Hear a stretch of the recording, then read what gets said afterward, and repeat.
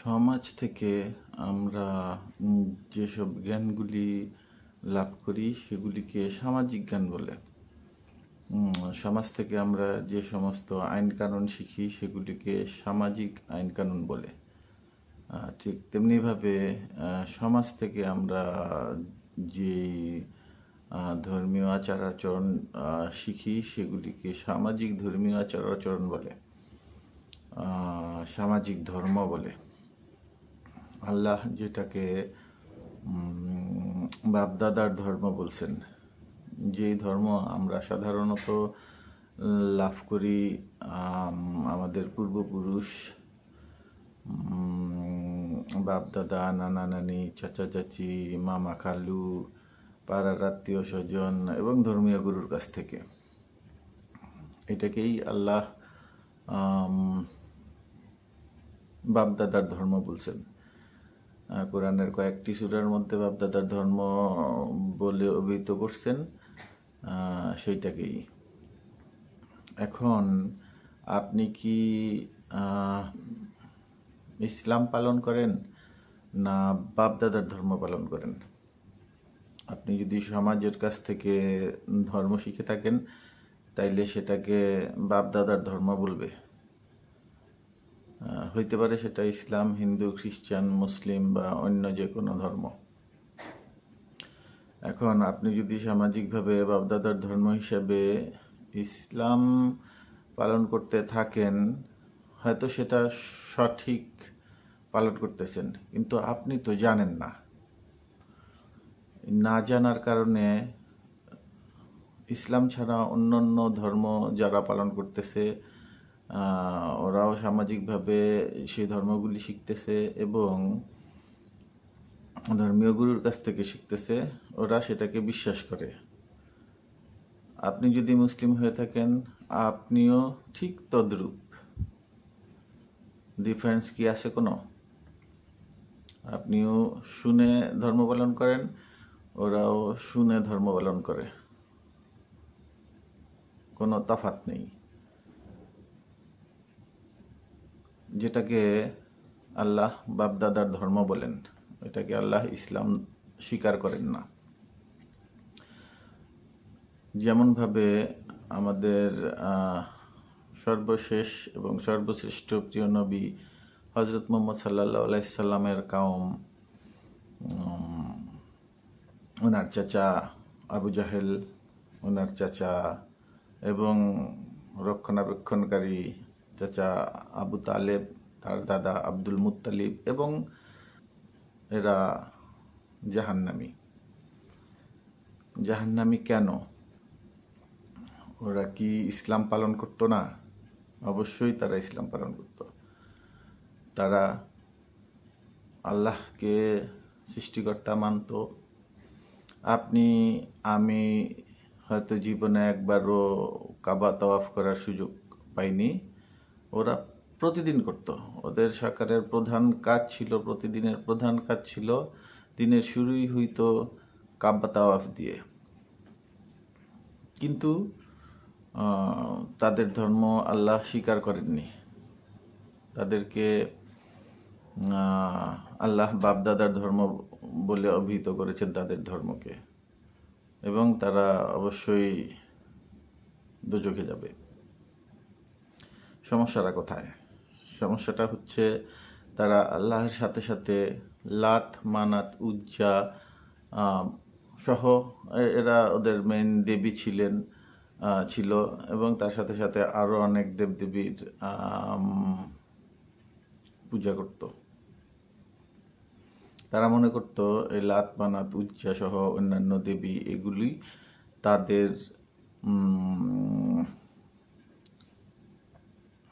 চাওয়াকে, তাদের মুনাজাতকে আল্লাহর নিকট পৌঁছায় দিবে, যেটা ছিল স্পষ্ট শিরক। আল্লাহ সব গুনাহ ক্ষমা করে দিবেন, কিন্তু শিরক ক্ষমা করবেন না। যারা শিরক করে তাদেরকে আল্লাহ মুশরিক বলে অভিহিত করেছেন। তবে সেটাও আল্লাহ ক্ষমা করে দিবেন যদি আপনি তওবা করে ফিরে আসেন এবং আর কখনোই এই ধরনের কাজে লিপ্ত না হন, তাহলে আল্লাহ ক্ষমা করে দিবেন। এখন আপনি যেই ধর্ম পালন করতেছেন তাতে শিরক কি আছে না নাই?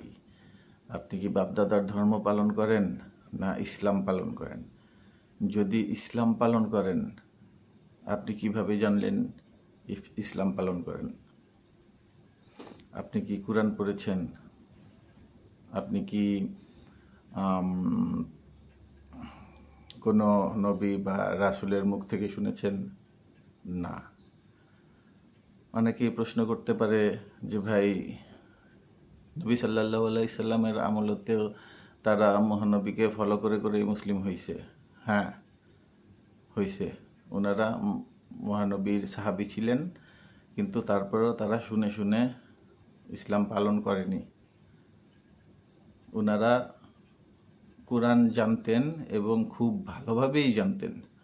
তাদের ভাষা ছিল আরবি, এবং মহানবী সাল্লাল্লাহু আলাইহি সাল্লামের প্রধান কাজই ছিল সাহাবীদেরকে কোরআন মুখস্থ করানো। হাজার হাজার হাফেজ তিনি তৈরি করেছিলেন। ওনারা সরাসরি কোরআন জানতেন, আল্লাহর বিধান সরাসরি ওনারা জানতেন, এবং এই জন্যই তাদেরকে আল্লাহ মুসলিম হিসেবে স্বীকৃতি দিয়েছেন। এবং শুধু স্বীকৃতি দেন নাই, যারা মুহাজির ছিলেন, মানে মক্কার থেকে মদিনায় হিজরত করেছিলেন, এবং মদিনায় যারা আনসার ছিলেন, যারা ওনাদেরকে সাহায্য সহযোগিতা এবং আশ্রয় দান করেছিলেন, তাদের সবাইকে আল্লাহ ক্ষমা করে দিয়েছেন, এবং আল্লাহ তাদের উপর রাজি, আল্লাহ তাদের উপর খুশি, আল্লাহ তাদেরকে পৃথিবীতে থাকা অবস্থায় জান্নাতের সুসংবাদ দান করেছেন। তাইলে আপনি যদি এই সামাজিকভাবে শিখে বা ধর্মীয় গুরুর কাছ থেকে শিখে ধর্ম পালন করেন, সেটা ইসলাম হিসেবে বা আপনি মুসলিম হিসেবে গণ্য নাও হইতে পারেন, এবং সেটার সম্ভাবনাই বেশি। কারণ আপনি যখনই আল্লাহর বিধান, আল্লাহর কিতাব থেকে জানবেন না, তখন আপনি জানায় অজানায় শিরকে লিপ্ত হয়ে যাবেন। দু একটা উদাহরণ দিই। আমাদের সমাজে অনেক মানুষ আছে যারা মাজার পূজার সাথে জড়িত, যারা পীরের দরবারে যায়, পীরকে সিজদা দেয়, পীরের কাছ থেকে চায়, এবং ওরা মনে করে যে পীর জাহাজে ভর্তি করে তাদেরকে বেচতে নিয়ে যাবে। স্পষ্ট শিরক। অনেকে মনে করে যে এই পীরের দরবারে, পীরের উরুষে আমি পয়সা পাতি দিতেছি, তার মুরিদ আমি হইছি, সেই জন্য আমার ব্যবসা বাণিজ্য উন্নতি হয়েছে পীরের কারণে। যেখানে আল্লাহ স্পষ্টত ঘোষণা দেন যে আসমান ও জমিনের, আসমানসমূহ এবং জমিনে যা কিছু আছে সব কিছুই মালিকই আল্লাহ, জন্মদাতা, মৃত্যুদাতা, পালনকর্তা, রিজিকদাতা, সব কিছুই আল্লাহ। সেইখানে আপনি যখন মনে করতেছেন পীরের মুরিদ হওয়ার কারণে আপনি ব্যবসায় উন্নতি লাভ করতেছেন, অথবা পীরের কারণে আপনার পারিবারিক সুসম্পর্ক বজায় আছে, কোনো একটা সমস্যা সমাধান হবে, আপনি শিরক করতেছেন, আপনি মুসলিম নাই। আপনার সাথে ওই যে মহানবীর যে কওম ছিল, যারা প্রতিদিন কাবা তাওয়াফ করতো, আল্লাহকে সৃষ্টিকর্তা বলে মানত, কিন্তু লাত মানাত উজ্জারও পূজা করতো, তাদের সাথে আপনার সাথে কোনো তফাৎ নেই। আচ্ছা, অনেকে আছেন, আমরা আপাত দৃষ্টিতে তাদেরকে মুসলমান বলেই ধরে নেই। ইসলাম ধর্মে তাদের অনস্বীকার্য অনেক অবদান আছে, কিন্তু 1400 বছর ধরে শয়তানের ধোকায়, ইহুদি খ্রিস্টানদের ষড়যন্ত্রের কারণে আস্তে আস্তে আস্তে আস্তে ইসলাম থেকে তাদেরকে দূরে ঠেলে দেওয়া হয়েছে। এরা কারা? যারা হাদিসকে অত্যাধিক গুরুত্ব দেয়। আপনি যখন যে কোনো একটা মাসলা মাসাইল জানতে চাবেন, ওরা হাদিস থেকে উদ্ধৃতি দেয়। ওরা মনে করে হাদিস ছাড়া কোরআন অসম্পূর্ণ, যেটা স্পষ্টতই কোরআনের সাথে অংশীদার সাব্যস্ত করা, যেটাকে আল্লাহ শিরক বলেছেন। ওরা বলে যে কোরআন ছাড়া হাদিস ছাড়া কোরআন বিশ্লেষণ সম্ভব না, হাদিস ছাড়া কোরআনকে বোঝা সম্ভব না, নৌকা ছাড়া মাঝি ছাড়া নৌকা চলে না, এই ধরনের তাদের মনোভাব। ওদের মনে হয়তো দুর্বলতা নেই, কিন্তু অজানায় তারা শিরকের সাথে যুক্ত। কিন্তু এদের মধ্যে অনেকেই ইসলামের জন্য তাদের অবদান অনস্বীকার্য, অনেক কিছু তারা ইসলামের জন্য করছেন, কিন্তু শয়তানের ধোকায় বছরের পর বছর, শত শত বছর, হাজার বছর ধরে তারা এরকম একটা পর্যায়ে নিয়ে গেছে যে তারা বুঝতেই পারে না মহানবীকে মহানবীর প্রেমে তাদেরকে এমনভাবে ঢুকানো হয় যে আপনি মসজিদগুলোতে যেয়ে দেখবেন যে আল্লাহ আর মহানবীর নাম এক লেভেলে, সমান সমান।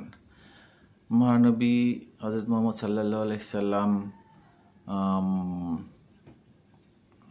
অবশ্যই নবীকুলের শ্রেষ্ঠ নবী, মানব কুলের শ্রেষ্ঠ মানব, তাতে কোনোই সন্দেহ নেই। কিন্তু আল্লাহর কাছে তিনি শুধুই মাত্র একজন সৃষ্টি, আল্লাহর গোলাম, এছাড়া আর কিছুই না। এখন তাকে যদি আমরা অধিক প্রেমে আল্লাহর সমপর্যায়ে নিয়ে যাই, স্পষ্টত শিরক। এবং শয়তান কাজগুলি এভাবেই করে। শয়তান যদি আপনাকে সরাসরি বলে যে এটা কইরো না, তাইলে আপনি বুঝে ফেলবেন সে শয়তান। শয়তান ওইভাবে কাজ করে না। শয়তান আপনি যেভাবে যাচ্ছেন সেভাবেই আপনাকে নিয়ে যায়, আস্তে আস্তে ঠেলতে শিরকের দিকে নিয়ে যায়, বুঝার উপায়ই থাকে না। যেখানে হাদিস আমাদের অবশ্যই পড়তে হবে জ্ঞানের জন্য, উপদেশের জন্য, বিধান হিসাবে না। বিধান একমাত্র আল্লাহর বিধান, এবং সেটা কোরআন। অনেকে বলবে কেন না? আচ্ছা, আমি যখন কোরআন পড়ি অনেক সময় আমি সাধারণত বাংলাতেই পড়ি, আরবি খুব ভালো বুঝি না। তারপরেও যখন কোনো ওয়ার্ডে সংশয় থাকে তখন আমি আরবি ডিকশনারি ইউজ করি, এবং আরবি ডিকশনারি যারা কোরআন পড়ে তারা অনেকেই ব্যবহার করে। তাহলে কি ডিকশনারি আল্লাহর বিধান, এটাকে বিধান হিসেবে নেওয়া যাবে না? এটা শুধুই সাহায্যকারী, জ্ঞান দানকারী। হাদিসও সেরকম শুধুই জ্ঞান দানকারী। এটার থেকে আমরা শিখব, জানব, উপদেশ গ্রহণ করব। শুধু হাদিস না, ইসলামকে, কোরআনকে পরিপূর্ণভাবে বুঝতে হলে যদিও সাধারণ মানুষের সেটার কোনোই প্রয়োজন নাই, হুকুমগুলি পালন করলেই হয়ে যায়। তারপরে যারা বুঝতে চায় তাদের জন্য হাদিসের দরকার আছে। শুধু হাদিস না, ইসলামের ইতিহাসের দরকার আছে, নবীজি সাল্লাল্লাহু আলাইহি সাল্লামের জীবনী জানার দরকার আছে। সেইগুলি শুধুই জ্ঞান, উপদেশ, এছাড়া আর কিছুই না। বিধান একমাত্র আল্লাহর কোরআন। তো প্রশ্ন রইল, আপনারা কি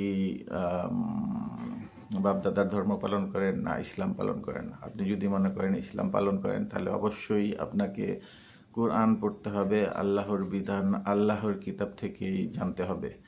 আর একটা কাজ করতে হবে, সাবস্ক্রাইব করতে হবে, যাতে আমার কথাগুলি যারা শুনতে চায়, যারা আখিরাতকে বিশ্বাস করে, কিয়ামতকে অবশ্যই আসবে এরকম বিশ্বাস করে, এবং জান্নাতে যেতে চায়, জাহান্নাম থেকে রক্ষা পেতে চায়, তার জন্য উপকারী হতে পারে। সেই জন্য সাবস্ক্রাইব করতে হবে। আমার কোনো কিছু কথায় ভুল থাকলে, ভুল হতে পারে, সাধারণ মানুষ আমি, কমেন্ট করতে পারেন, কোনো পরামর্শ থাকলে দিতে পারেন। ধন্যবাদ। আসসালামু আলাইকুম।